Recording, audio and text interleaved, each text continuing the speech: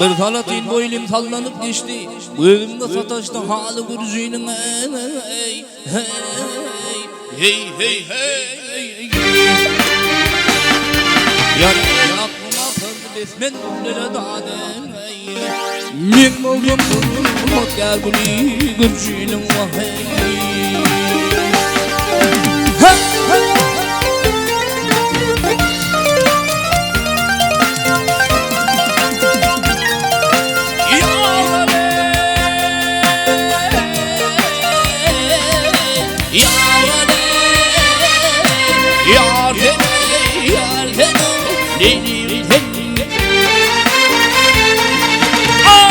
Ürtüğü yaşanır giydiğin ağla boyun fel ve minber kamatın dalayı.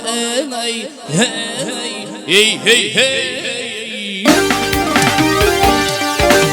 Yare düşündüremenler evlerin balı da dey. Hayır bir de yekin ağla vurcunum vahey.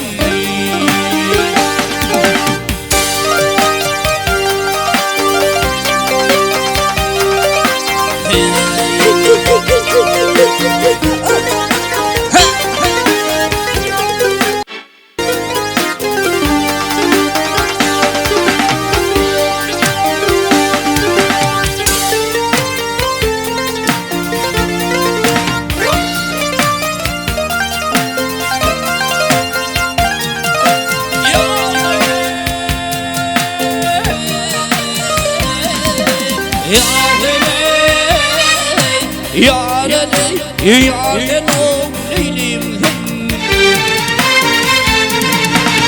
Ürtü yaşındır giydin ağla boy fel ve minber kamatın dalayı. Hey hey hey hey.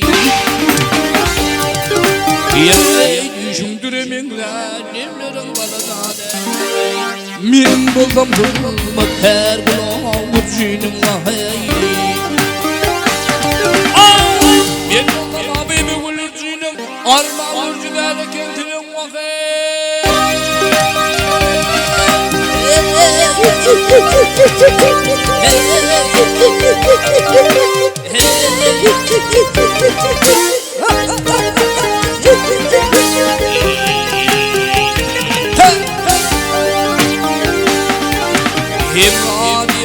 Girdim yarın bağına gelip dol üstüm piyalısın havına. Yare girdim kapısında yarı toğuna.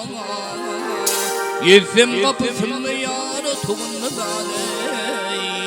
Men buldum merli gürcünün vahey. Ay oldum habibim gürcünün arma türküderle kendini vahey.